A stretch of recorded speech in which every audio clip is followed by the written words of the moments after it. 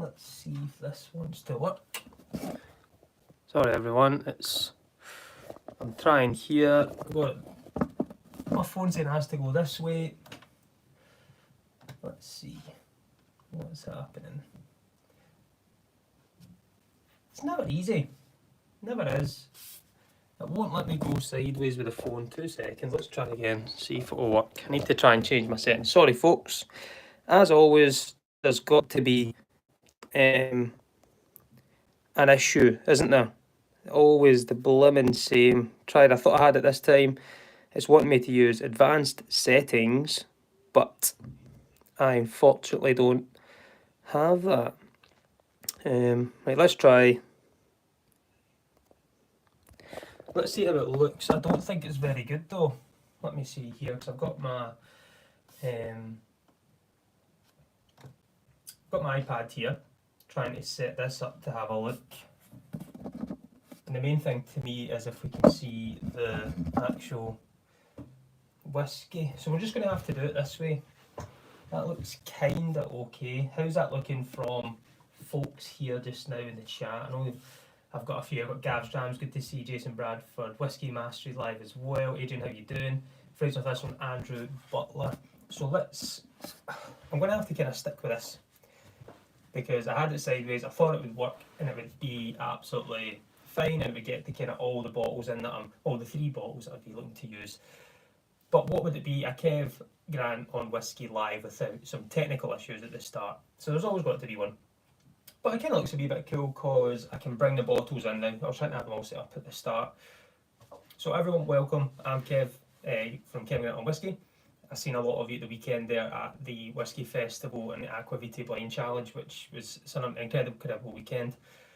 I didn't give too much away on what I would be trying tonight. It's 3 unopened bottles. It's 3 bottles that are going to be open tonight. It's going to be first thoughts on this. It's all single cask strength, non-chill filtered, natural coloured whiskey as well.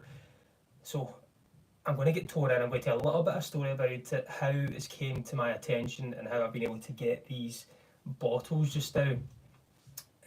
Someone just popped in there. Greetings from Boston, Massachusetts, from Las Vernias. Good to see you, buddy. Thanks for tuning in. So I'm just going to get right into it. 3 whiskies from the same new company. It's called Iorna Or. Iorna Or, which means the golden barley in Scotch Gaelic. So I've got them in a kind of different, well, the order I'm going to do it is I've got a peated one to go at the end. So the first up, I'm going to have this. So I'll get it in the glass first and I'll have a wee chat, and then I can get round to the story of it all. So it's a beautiful, beautiful bottle. Comes in a nice box. But we'll get to that once we get it in the glass, because I think I can get it in the glass, give a little bit of time to breathe, because it's been sitting there for a wee bit. So I always turn my bottles upside down just in case it's a dry cork and we don't cork it. Try and get it off. A nice wee pop. We'll get it in the glass.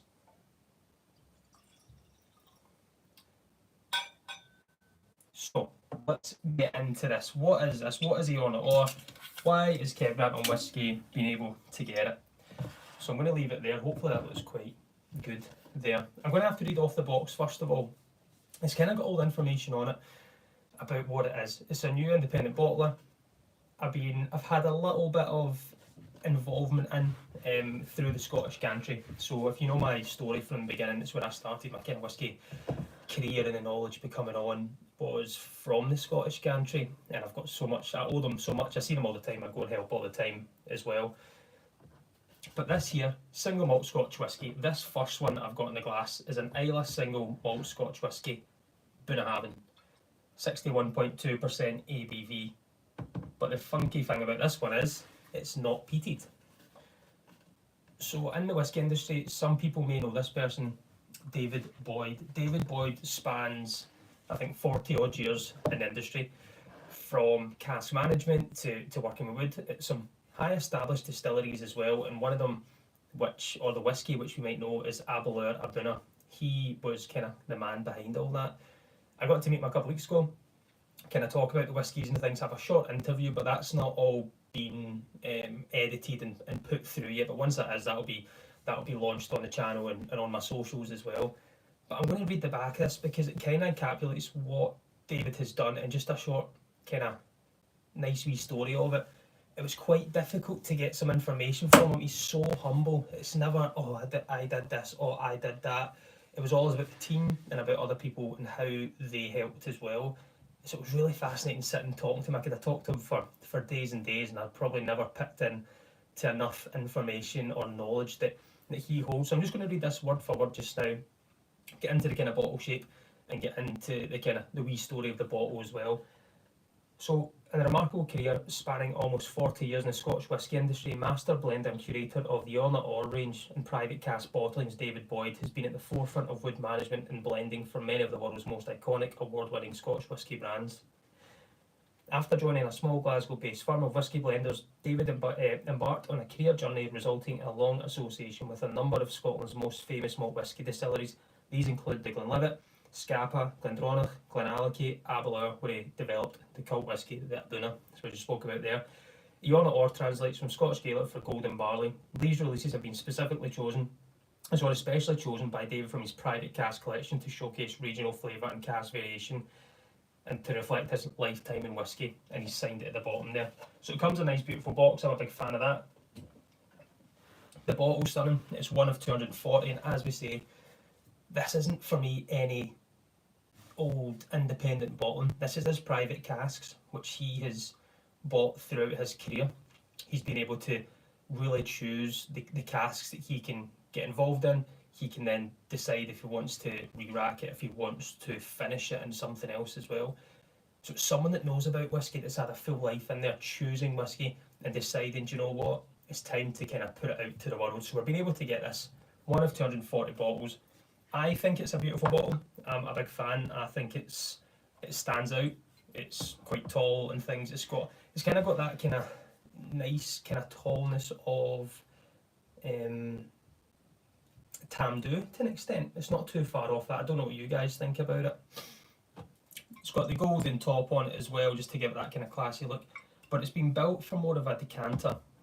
So when you're finished with it, you can keep the bottle. It's not one that you throw away, but you could use this for a infinity bottle, for instance, once it's done.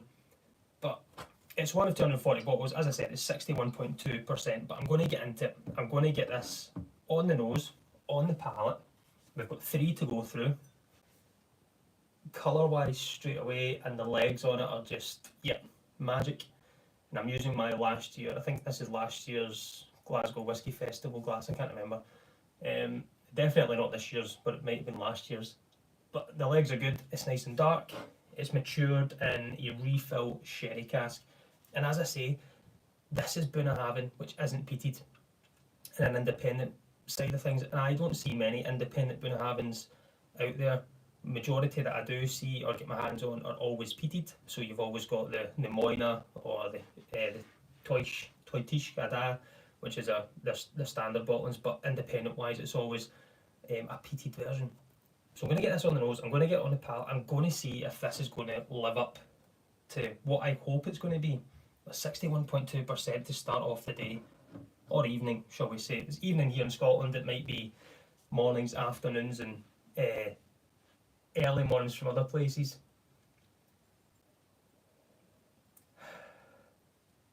Definitely does not smell like 61%. Wow, like absolutely doesn't. It's the soft sherry notes. There's that kind of soft nutty note I usually get from Bunnahabhain. I can definitely get that.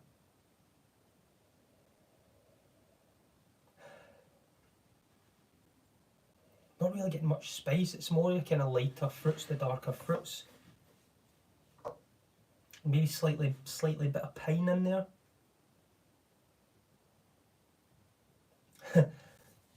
That's very nice. It's saying that'll get you started. 61% definitely, buddy. Has anyone else got something in the glass tonight as well, or is everyone whiskied out from the weekend? But on the nose, nutty, soft sherry notes. Slight bit of pine. But no alcohol. I'm taking big inhales here, and I'm getting no alcohol. It's all kind of good maturation, good wood, good flavours. Well, let's try this on the palate and let's see if the nose can match up with the flavour. Slange everyone.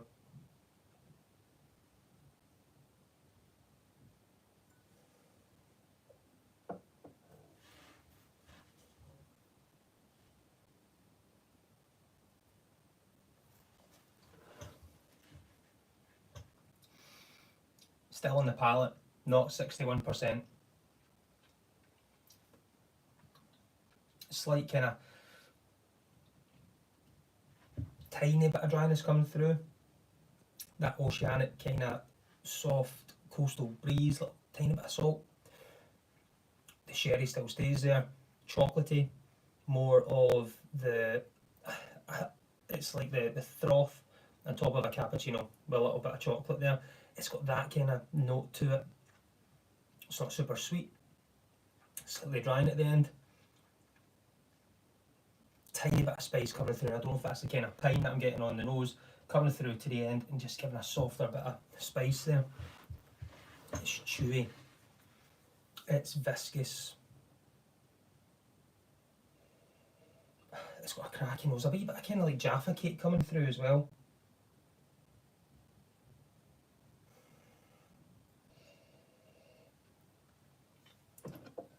With the bottle as well, it might be quite difficult to see. I'll try and put it up there, but each bottle has different artwork on it, and I can't remember the artist's name, and I do apologise if you've tuned in because that's terrible of me. But he's kind of put the artwork to each of the bottles.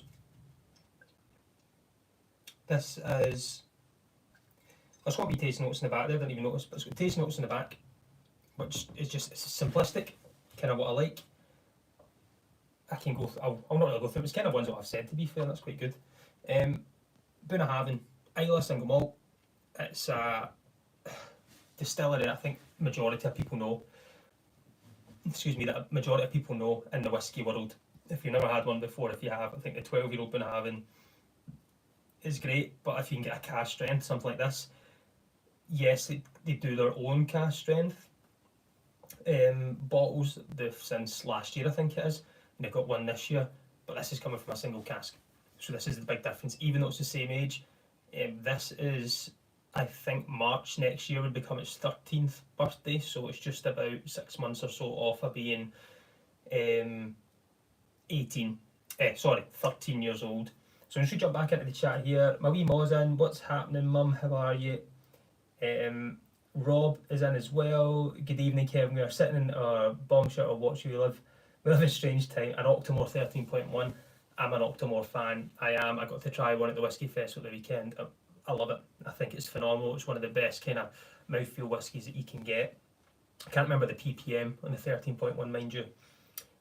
Jason Bradford saying he's got the SMWS 9.229 in his glasses, interior from Glen Grant. Wow, right, that sounds good as well. I've not had much Glen Grant, but when I did, Roy actually gave me one before, and I think it was a 15, which I was very impressed by. And I'm listening, Kev, look remarkably fresh after the weekend. You've just had school night for us, so maybe just a one or two. Look out for the next sherry bomb. Alan, this is the first sherry bomb here anyway. This is magic so far. I'm going to add a bit of water in shortly as well. Lee J's in. Lee J, good to see you again. Great to see you at the weekend. Still can't get over how good the past weekend was. It was phenomenal. Petehead Frank's in. Good to see you, mate. And Andrew Butler's got an unpeated Buna from Thompson Bros, Gordon McPhail and Weems. So the IBs aren't all stories. So yeah, there's some that I've seen I've just never ever tried. I think it's kind of price point. I've always been able to see the peated Bunnahabhain, and I usually go for peated Bunnahabhain because it's different, because you can get the 12, you can get the Strua there, but it's other ones I've not tried. Thompson Bros I'd be interested in. I think they do great stuff as well. It's right up my street. But back in for a wee nose, and I'm going to add a wee bit of water in a second.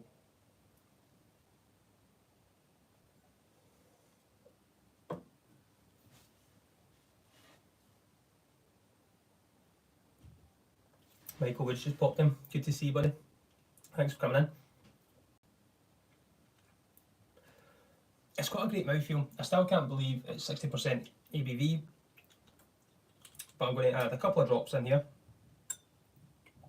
and see if it's going to develop anything kind of on the nose, if it's going to develop anything on the palate. Then I'm going to pour the next one, I'm going to jump between them, so I need to keep them in order, so remember who's who. Alistair Gray's in as well, good to see you, mate, good to see you. It just stays fresh, not overly sherried, not that, you know, you can still see through this, it's got a kind of more amber hue to it, but you can definitely get the sherry notes on there.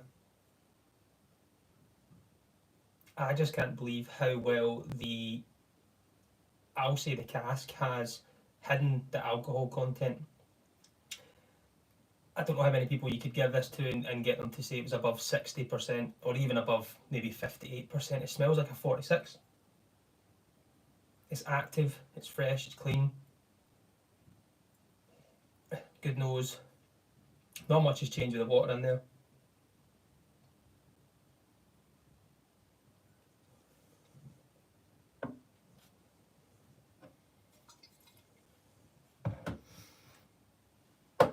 So, Bunnahabhain.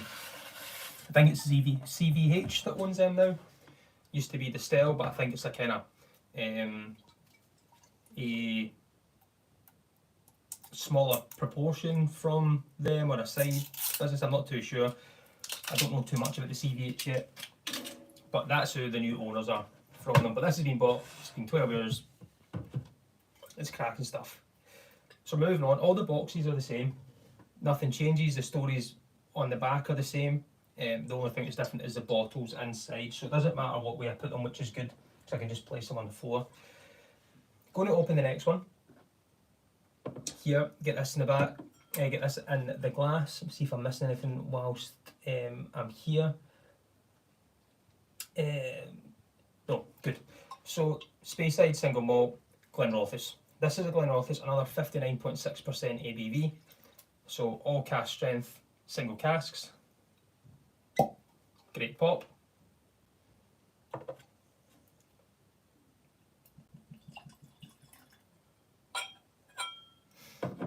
So as I say, I'm a fan of the bottle. I think it's eye-catching. The cork's quite heavy as well, with the kind of golden top with the name on it, Eon or the front. This has got different artwork on it this time. This is 59.6% ABV. This has been matured in American oak and refill cask and finished in a PX hogshead. So, Glenrothes, Edrington, the new Macallan as it's getting placed out to be. I think they're wanting that to be the next kind of Macallan. I think Macallan wants to kind of cut itself off and just be its own thing and the £1 million whiskey, right? And I think Glenrothes is going to be the next Macallan. I think they've put all their money is going into this one and they're just going to build it up. Glenrothes, I've had some before, I think it's nice, it's quite soft. Cask strength wise, I've not really had much cask strength, but this is up my street straight away with just the maturation American oak and a refill PX. I love PX, but I just want to take a quick wee nose there to see if I get anything. This is one of 328 bottles, 13 years old, 59.6%, non-chill filtered, natural colour. So, it's that quick wee sniff I've taken there is definitely not a cask strength smell again. There's no alcohol to it, it's more the kind of flavours. It's weird, I find that bizarre because a lot of cask strength whiskey you can usually get that. But I think because David Boyd, for what he's done through his career, you know, Aberlour Abuna, he's worked at cask strength, he uses things at cask strength, his wood management's been great. As I say, I'd love to get him on to have a proper sit down chat with. He was fascinating just talking to him. I've met him a few times. Kind of, if I reverse back, and I'll get myself back on track in a second, but if I reverse back to when I worked at the Scottish Gantry back in 2018, 19, 20, I think it was, around about then. For 3 years, we released at the time a 26-year-old Macallan. And David Boyd he overseen how we done it. He overseen the casks, the wood, when we should bottle it and things like that. So he overseen it all for us. We brought this out, they sold out, the 26-year-old sold out in super quick time. I think there was only 201 bottles we could get from the cask. He then got another cask and got a 30-year-old, and we split it, and one was in a full sherry maturation, a finish and a sherry maturation. I can't remember what the other one was, but again, he overseen it, and this is where we started building the relationship up. Obviously, just the trust in what he was able to do and how he'd done it, and then we've kind of helped with his own thing here, being able to give the platform to get the whiskey out there, and he's using his own casks, putting his own casks out there, which is quality, because it's, as I keep saying, it's somebody that's been in the industry, that's bought casks over the years, so it's not just going to be the cheapest cask they can find, it's going to be the best cask they can find. And I think that's a big difference, because sometimes you can pay for expensive things but the quality might not be there. Sometimes you can underpay but get better quality. But he's been able to have the time and look through inventory and go, this is the cask that he thinks will be best for him, that suits him, and now we've been able to get this out in the wild and try it ourselves. So where are we here? Just see if there's anything to chat. So Whiskey Mastery's asking the age on this one. So this one's 13 for the Glenrothes, and the Bunnahabhain was 12.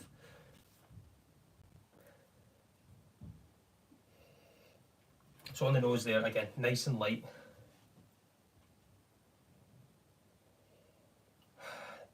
This has got more, I say softer, delicate. That kind of gooey caramel, raisins, the wee red raisins you used to get. I think that's more the sherry coming through.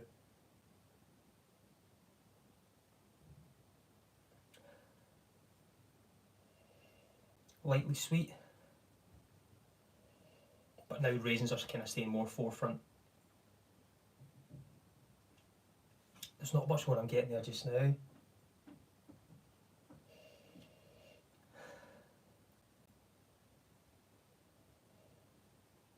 The stain is quite, there's that soft kind of chocolate note again coming through. It's weird from both, but this is more raisin forefront. There's no spice, there's no pine, there's nothing like that. It's just softer, the kind of more, I would say, that there's a gooey caramel coming through as well. I don't know if that's going to be with the American oak. It's just sitting in the background with the raisins, with the finish and the PX.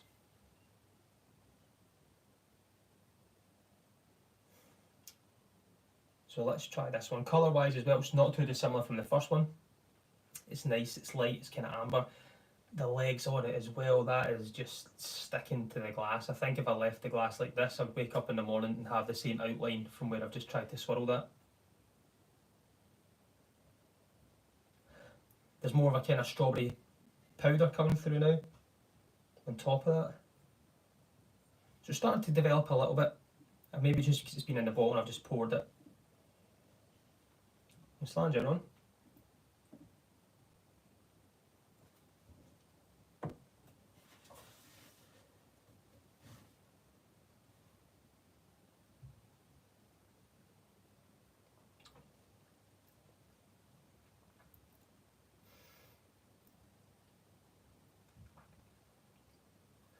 That definite raisins, it's chewy again, absolutely mouth coating, thick.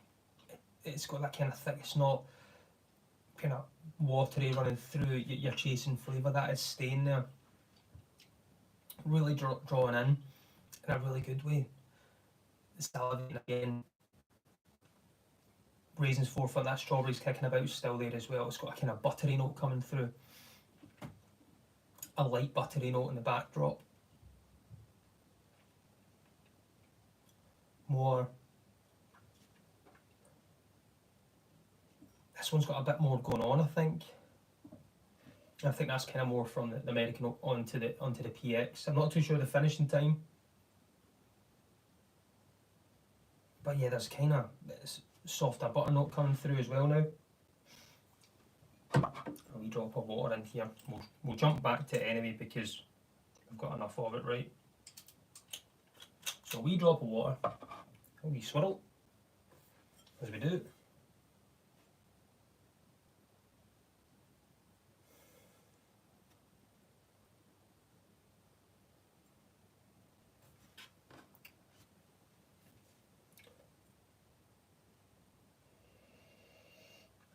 Yeah, definite raisins coming through, still staying forefront. That buttery note's coming through, there's just softer kind of vanilla oak vanilla season. It's not vanilla pod, but it's just a softer vanilla.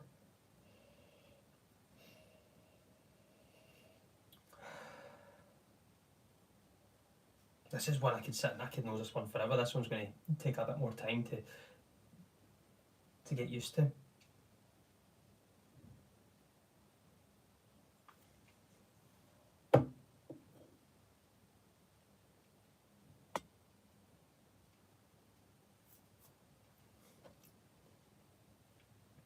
Light.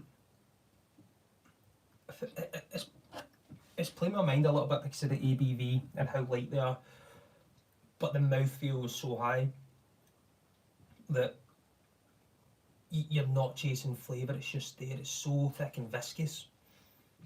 And as I say, that it's weird that 59.6% shouldn't really do that, and that's what I think's it's thrown me a wee bit.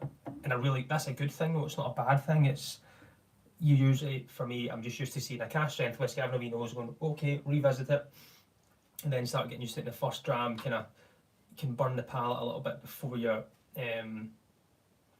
taste buds get used to it. But this is 13 years old, Glenrothes. I like it. It's got a bit going on. I'm going to sit that there just now. We'll go on to number 3, the third and final one. As I say, nice box, it's nice and secure. Private cask series in the front, branding on the side and the top.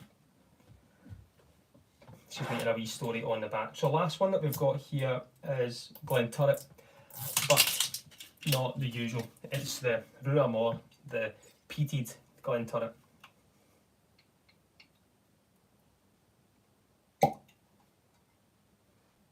Oh wow, right.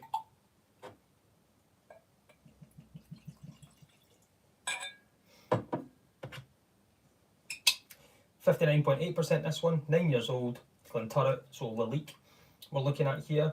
This is matured in a refill sherry but finished in a red wine cask, one of 337 bottles. The colour of the colour of this, I don't know if the light will do this any justice for you, but I'll bring it up to you and see. I don't know how far behind I am in my lag here, but I'll do that just now. But this is a kind of ruby, rosy red. I think that's going to be the red wine cask that's going to be finished in. It doesn't tell me if it's French, if it's Spanish, Chilean, Argentinian, doesn't tell me where it's from. But we know it's finished in red wine. We say it's Ruamore, which is peaty Glenturret. So you see that quite a lot independent wise as well. I'm a big fan of kind of peat and sherry casks, and peat and wine casks as well. So putting them both together is going to be. So smelling that straight away, I'm in love. That's 9 years old. That is magic on the nose, just that first kind of glimpse. There's a kind of soft smoke coming through. It's quite gamey. There's a little bit of kind of, what would I say, like a charcuterie board, cheeses and meats coming through. Softly smoked kind of ham, little bit of, it's not honey, but there's a sweetness in there. Kind of like what's that?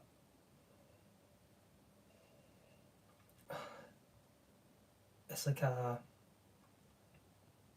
it's jammy to an extent, but not like super sweet jam.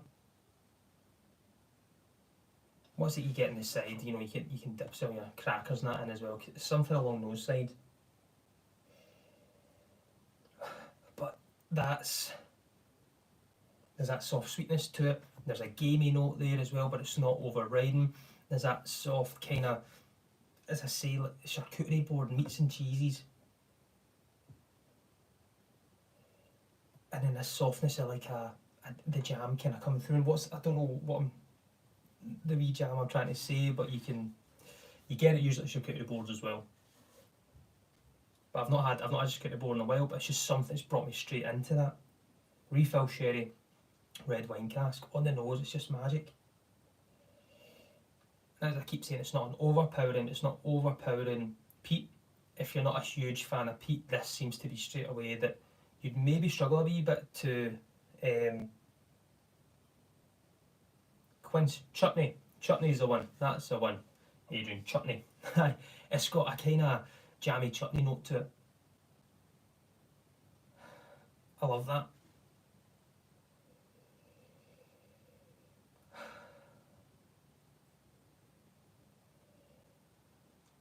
Let's slans again. Let's try this.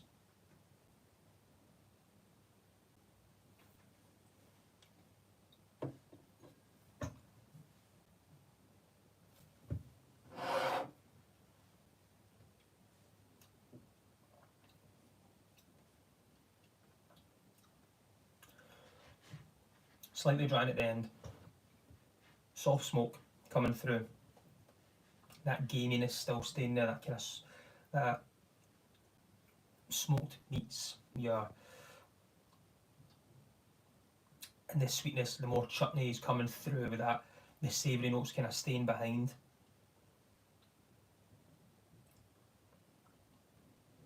Again, it's long lasting. Longevity to it is. It's not got that ABV that it should be, which keeps playing my mind because I feel it should be more. There should be like more of a burn, but that's just not there. It's soft, the cask, it's the quality of the finishing and things that's going on here. I'll add a wee drop of water and then I'll bring them back to the front. So I'll jump into the chat quickly because I've been chatting away for ages. What's this? Having can go there, and then I've got all of them here. So let's see, what have I missed? Let me jump in here.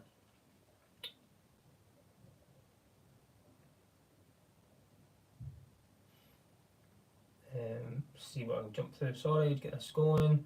Someone's asking how much are they, and do we have a link? So not yet. These are sold separately as well. The website isn't completely up and running yet.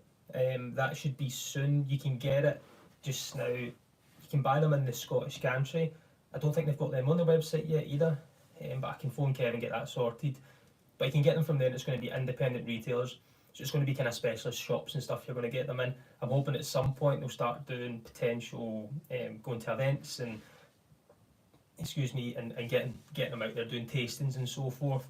So price wise, I'm not too sure. I think it's going to be in the realm of maybe 80 to 110 something. Don't quote me on that, but I'll say that's kind of my look at independent wise of things. I don't know if that's too much or too little, but for quality wise, I think they're all great. That Ruamore, I've had one before, Ruamore from Glentoran. It was independent wise from,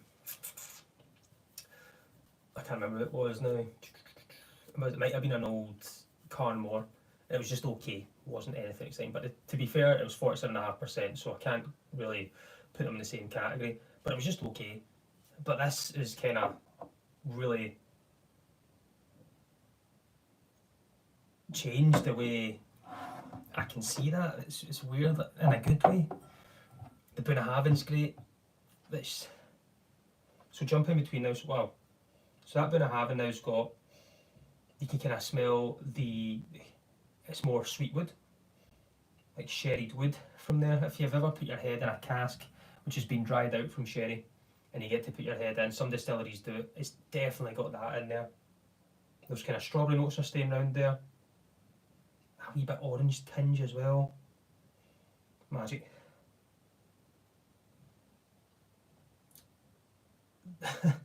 What is going on there? There's a cleanness, the papuri coming through now on the Glenrothes, on top of those raisins. Wow. And there's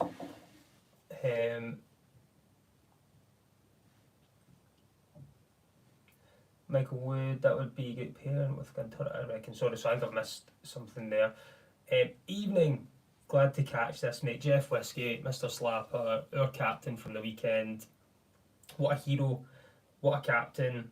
Nearly got the victory. The thing is, we never came in last, right? So that's all that matters here. We never came in last, and that's all that really matters to me. So we've done well enough. I think the team that won it at the weekend, we've done a blind tasting at the weekend, if you wonder what we're talking about, and the team that won it got an incredible score. So Stewards Inquiry, shall we say. It was a fun day. The Rumour's changing a wee bit. I should have put my wee toppers out and I could have put some toppers on them. They individually smell completely different and there's some slight lightliness to them, like they've all got sherry involved, but they all smell different. I think if I threw these around the different orders, I could go back and see what is what. They're that distinctive to themselves. I'll go back to the Bunnahabhain here just to see any change. It's starting to really open up. It's been sitting in the glass for a bit longer.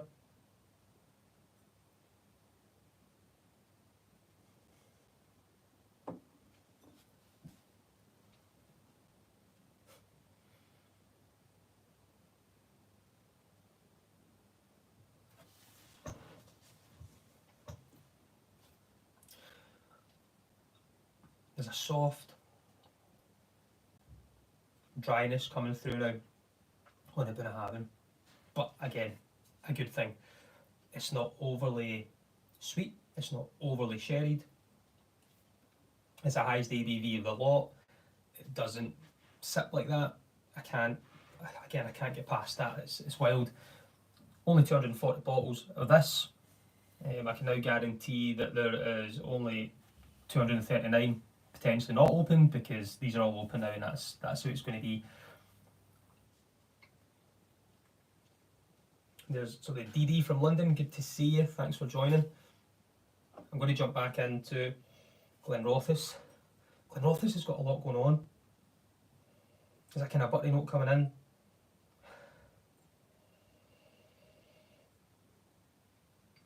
It's good. But there's just stuff going on that I can't really get. I think I need to spend more time with Glenrothes to really understand it. I'm enjoying it, but there's more going on in here that meets the eye, I think, and I just want to try and get all those kind of taste buds and flavours.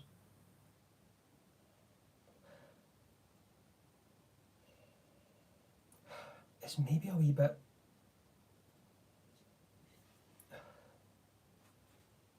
I think it's trying to be a wee bit funky, if that makes sense. It's trying to be a wee bit dirty, earthy. There's a wee bit of softer dried wood there as well, but staying with that sweet kind of forefront of raisins.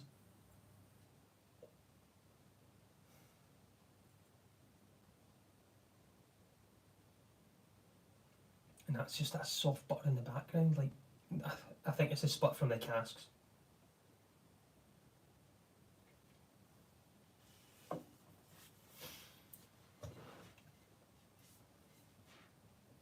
It's great in the palate though. It's got a great finish to it. It's light, it's textured.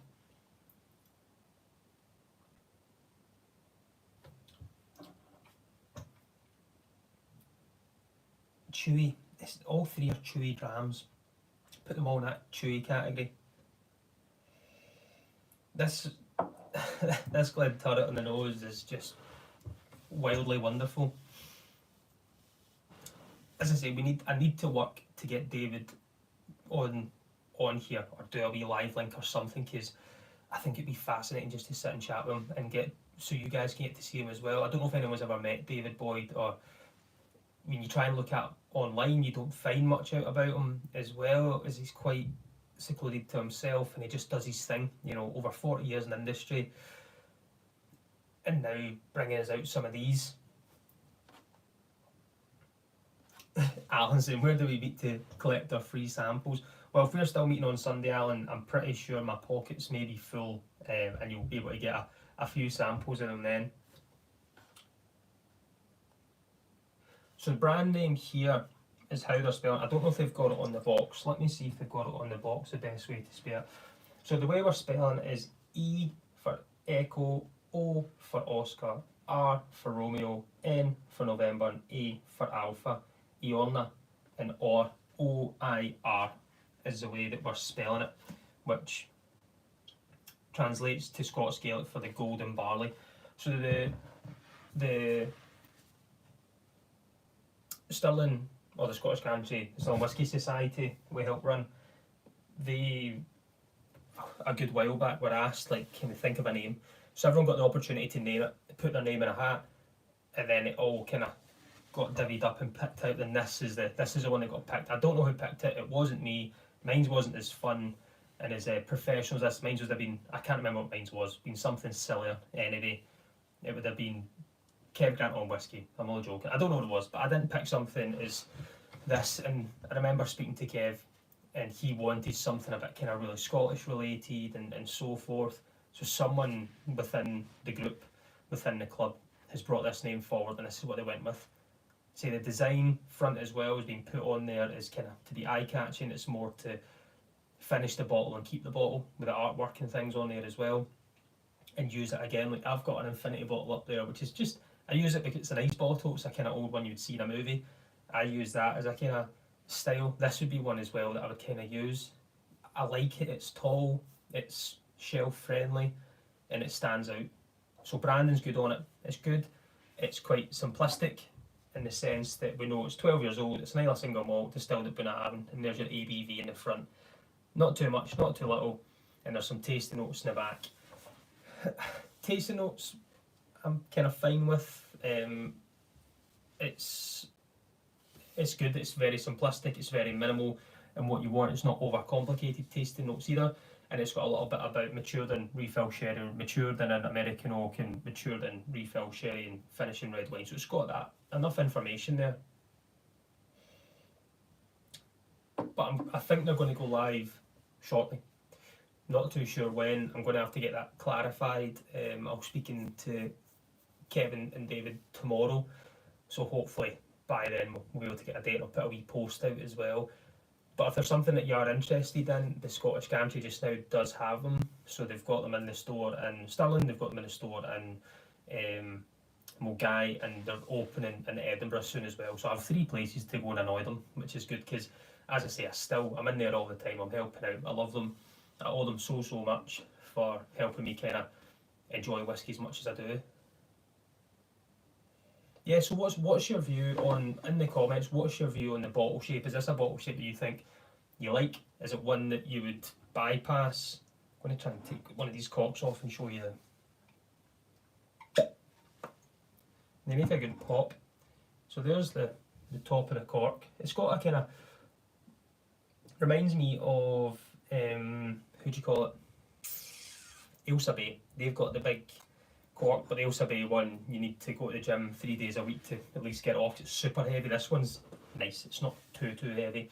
It's got the wee brand on there for D on it, or I keep forgetting what it means, the golden barley. So I think that's to be the sense of a barley strain. On the neck, it's got a wee bit of barley there as well. So simplistically wonderful. Good looking bottles what we've got here. Michael Wood, what is my favourite whiskey?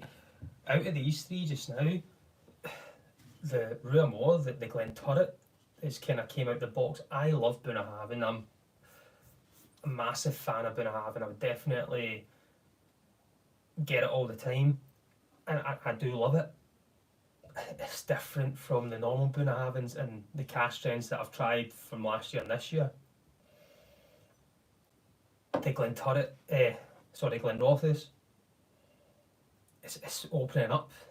I love it as well, but I think for the kind of differences and what's going on, what my palate and nose likes, I could sit. I don't know how long this will last. Genuinely don't. Got another bottle from another company that you can stand up next to them for comparison. Yes, so what will I bring up? I've got Old Perth here. We'll put that beside them. So there's Old Perth, a kind of standard bottling. I'm trying to think I've got something else a wee bit different in there as well. You could go, you've got Bladnoch as well. It's more dumpy, which is completely different, but I've not got anything which is that shape. In fact, what's this? Well, stand by, let's see this.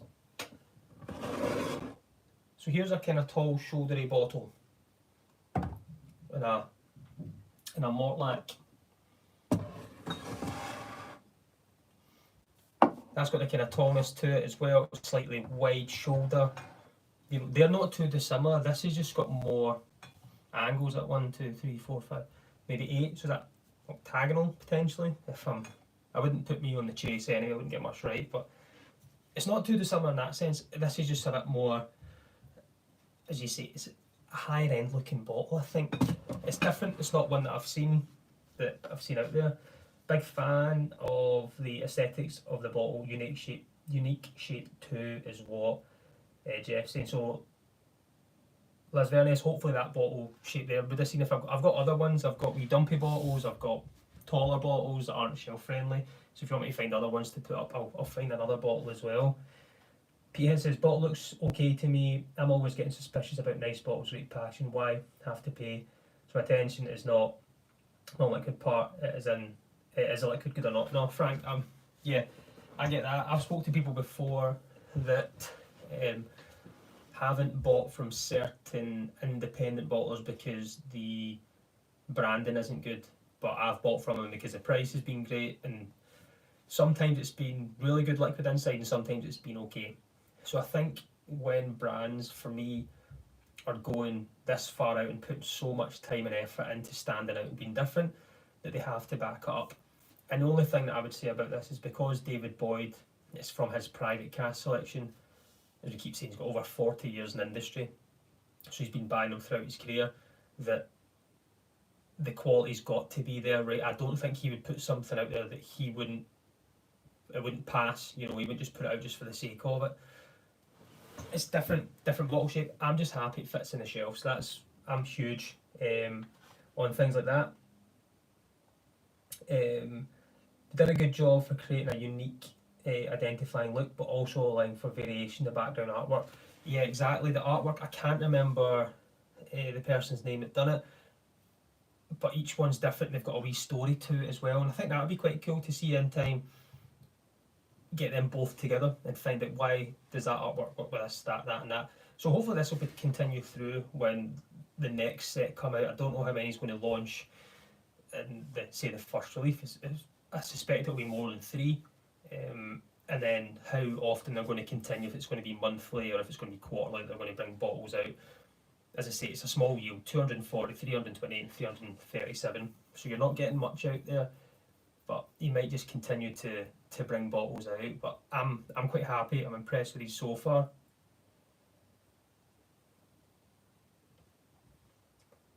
I've finished the Glenrothes. Glenrothes is nice.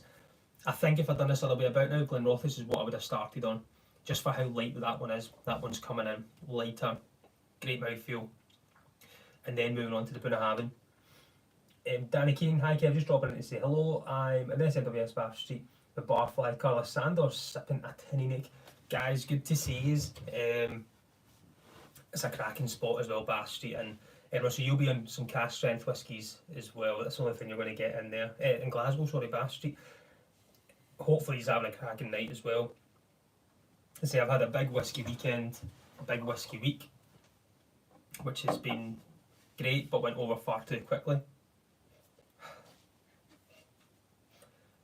I wish I could send the smell of this Glenturret to you, honestly.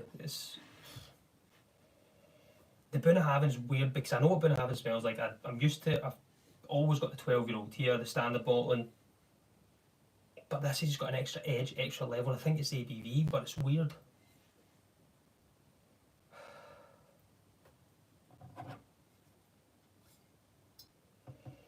I'm loving it. I'll finish this.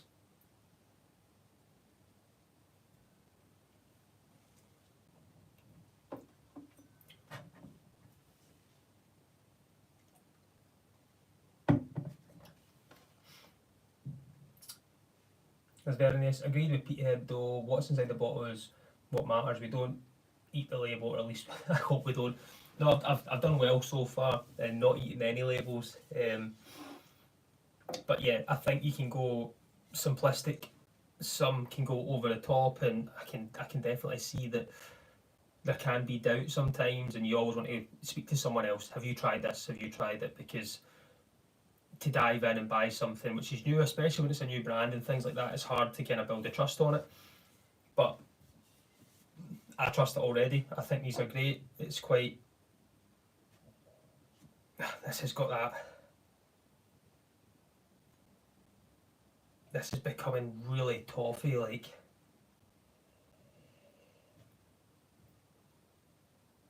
Toffee and a little bit Dunnagey. It's like kind of soft wetness in there, you know, Dunnagey warehouse is coming in. That soft damp wood.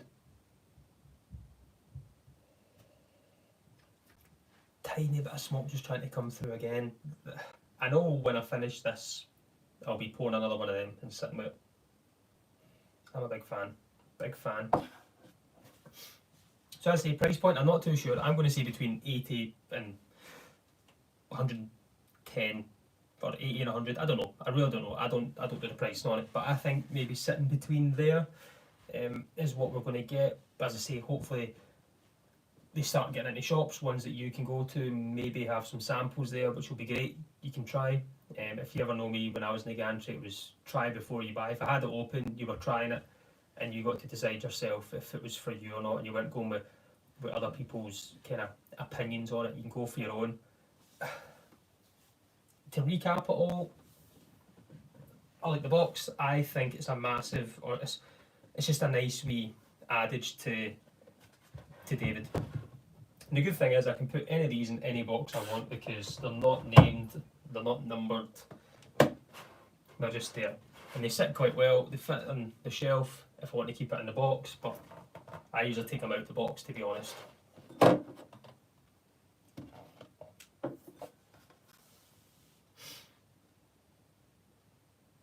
Sandro's in from Milano, Italia.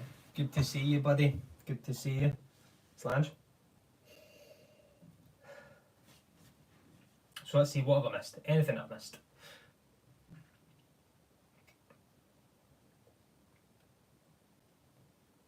Jumping up here. So I think that's kind of it. I just wanted to kind of open these, get first thoughts on them, get other people's thoughts as well. Just checking there is still no website up and running for it, so they're still not out there, but if you phoned, as I say, the Scottish Gantry, I'm sure they've got them, but not on the website. So you phoned up and said you're interested, then yeah, they'll have them. If you see me and we meet soon, let me know and I'll see if I'll put some of these in some vials. I need to buy some more anyway, because I'm sharing all my whiskey, so I need to buy some more wee sample bottles. I'll have them in my pocket for anyone that I meet. So for me, I'm a fan. I'm a big fan, especially this one. If I had to put them in order, they're all good whiskies, but this is number one for me, is the Glenturret, the Ramore, the peated one. The Glenrothes there's just so much more going on. Right, so here we go. There's nothing in that. There's a tiny bit left. There's that soft kind of wood shavings with there's more that bourbon note coming through. Do you know what it's like? It's like flat champagne, but with somebody's maybe drank champagne and then drank rosé and they've no finished it and it's kind of blended itself together. It's got that wee nose to it. That's class. The Bunnahabhain's great as well. It's hard to put, this is definitely standing for me. It's my palate, it's what I like, it's that style of whiskey. To put in between these two, I'm a Bunnahabhain fanboy, so I'd probably say Bunnahabhain second and this third. But you ask me tomorrow and it could all flip, right? I could generally just sit and smell this all night though. I think that's not going to last long, definitely not.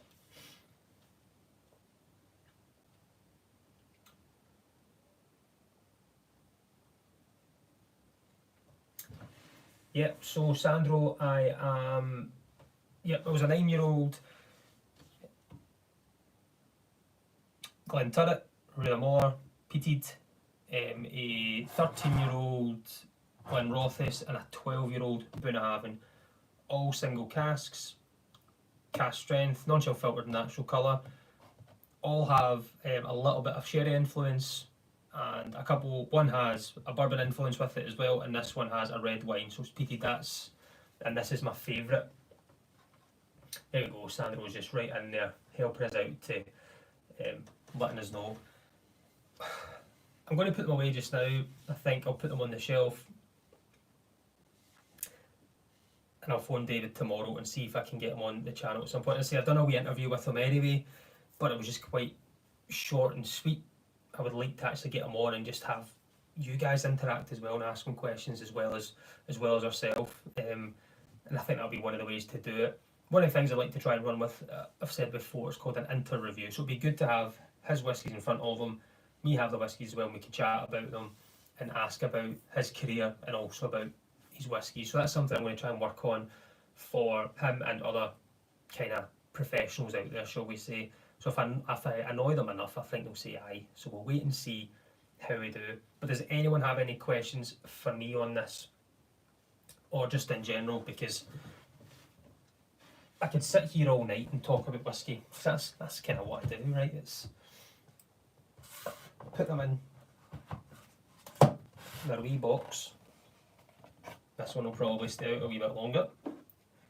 But who has any wee questions for me? I'll put them over here. I say it's been a big massive weekend of whiskey. A week of whiskey, shall we say. But before so Sandra's asking, how expensive are these bottling sort of thing? Yeah, Sandra, so I've not got a price on them yet. I'm still not sure how much they're going to be. So I'm waiting to get a kind of wee bill through once I know, because I've opened them now. But I will say between 80 and 100. I'm not 100% sure. Just please don't quote me on that. If it is between that and magic, I'll then quote me on it. But I generally don't know. That's the thing. The pricing isn't anything that I'm aware of yet. What I was saying to the folks that are tuned in on the Scottish Gantry, if you phone them or email them, they'll be able to give us prices. I probably should have done that before I've done this, but I don't think they've got them up and running on their website. You just have to phone in or email and ask, and they'll have them available there. So they're only in kind of 2 shops just now without being officially sold, if that makes sense. But if you ask, I'm sure they'll say, yeah, we'll sell them. They'll know the price, but they might still say no because they're not officially launched. So I'll get that sorted. If I do find out, what I'll do is I'll put them on my Instagram and Twitter and so forth. I can put it in there, and I'll do another wee video, or I'll mention it in my next video at the very end. I'll put a wee thing at the end of it.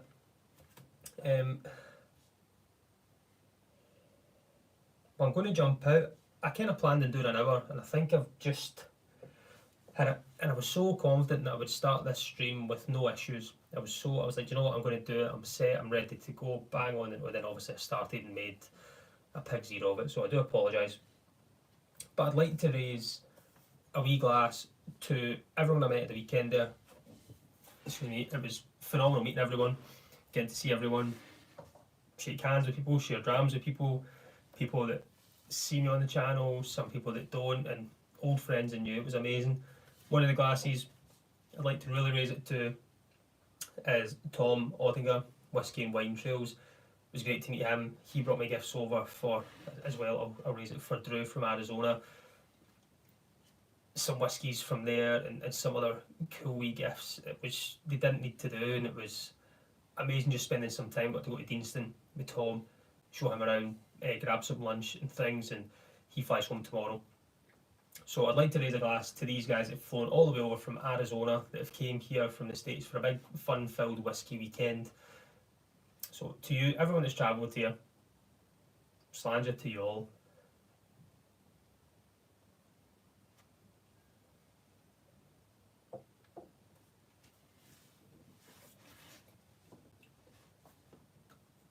That's just great, honestly. Right, this one's going to go missing somewhere because I'm going to keep reaching for it, I think. But I'm going to bow out just now. My video's been recorded for Friday. That's going to go out, I think, 8:15 in the morning. I can't remember what time I've got it going out at, but that'll be out in the morning for everyone to tune in. That's going to be the post Glasgow Whisky Festival. So how the festival was. So if you watched the The video a couple of weeks ago was about how to go and do a whisky festival, and this one's about how it went, the good and the bad. So hopefully, if you tune into that, you'll be able to see what's going on. So I've got cheers, folks, great to listen. Cheers, Adrian. If you're about tomorrow, give us a shout and I'll come see you. Pete Ed saying hopefully make it next year. Yeah, hopefully you do, buddy, because Sunday was great as well. The blind taste, and that was magic. Andrew Butler, cheers to you, buddy. But I'm going to go and sign out. Go and relax, and definitely go and pour another one of these and see what's going on. But as always, pour yourself brew a more blend, turn it if you can. It's magic. But as always, I've been Kevin from Kevin Got on Whiskey, and join me next week and let's talk whiskey. Slange.